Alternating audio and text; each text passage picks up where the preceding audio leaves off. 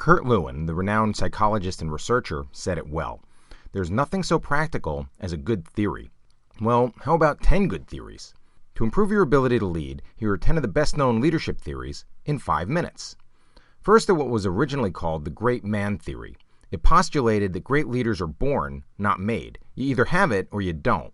And then it tried to identify the set of attributes that all of these natural-born leaders have in common. While it's now become clear that leadership is actually learnable, there's indeed truth to the notion that some people inherently have more leadership gifts than others. So this was a good start. It spawned something called the trait theory of leadership, a line of research that examines which individual characteristics we should pursue to lead effectively. The upside is that it's easy to understand. Be like this and people will follow you. But the downside is that it's identified dozens of traits, and no single set has emerged as the ideal for all circumstances, so it can be overwhelming to attempt. Somewhat related is the skills theory of leadership. Just like trait theory, it tries to identify a set of key attributes, but in this case, practical skills rather than just general qualities of a leader. The bottom line on this one is, if you want people to follow you, you need technical skills in your field. That is, you need to be good at what you're doing so you have some credibility. You need people skills like persuasion and diplomacy and affability, and you need conceptual skills, the ability to see the big picture and to think strategically. Next, there's the theory that leadership style is the key to success. Styles like be autocratic and demanding, or be democratic and participative, or be laissez-faire and leave people alone. Probably the best-known style-based theory is called the managerial grid. Adopt a leadership style that's both people-friendly and uncompromising on performance. It's a solid foundation, but there's a bit more to leadership effectiveness. That's where these next couple theories came from. Situational leadership theory argues that there's no one-size-fits-all model. Certain traits and skills and styles fit better in one situation than another, so the leader must adapt. For example, coaching a high school boys team may imply a somewhat different approach than coaching high school girls. Same objectives and standards perhaps, but to get great results might require more of a disciplinarian for the boys, but a highly relational coach for the girls.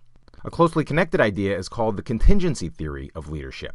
Whereas the situational leadership approach assumes that the situation is static and the leader should adapt to it, the contingency theory assumes that the leader's default style is also pretty much fixed. Maybe he's more task-oriented than people-oriented.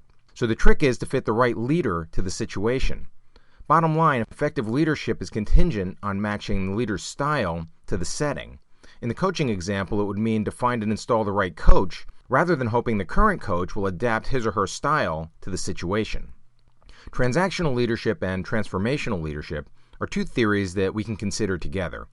As the term implies, transactional leadership means that there's a reciprocity of behavior between the leader and the follower.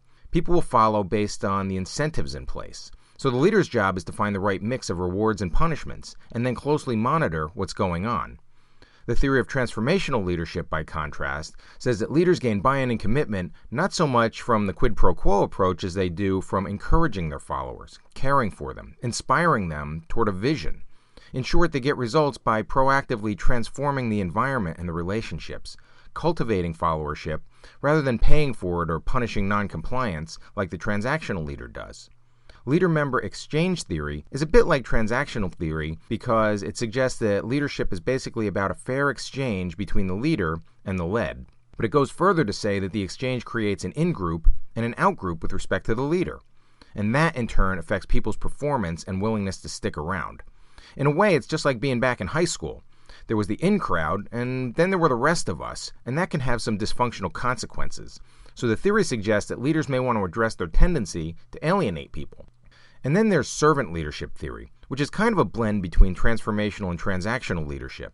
Boiled down to its essentials, it says that if a leader makes a priority of identifying and meeting followers' needs, serving rather than being served, that leader creates an environment of trust and cooperation and reciprocal service, and ultimately, higher performance. It's been popularized in recent decades by many researchers, but it goes back a lot further than that. Much of Jesus' influence, for example, was and still is a result of compassion and service and sacrifice. People follow out of love and gratitude rather than out of compulsion or fear. Alright, that's 10 of the major theories in leadership, and there are important truths in each. The better you know them, the better you're likely to lead.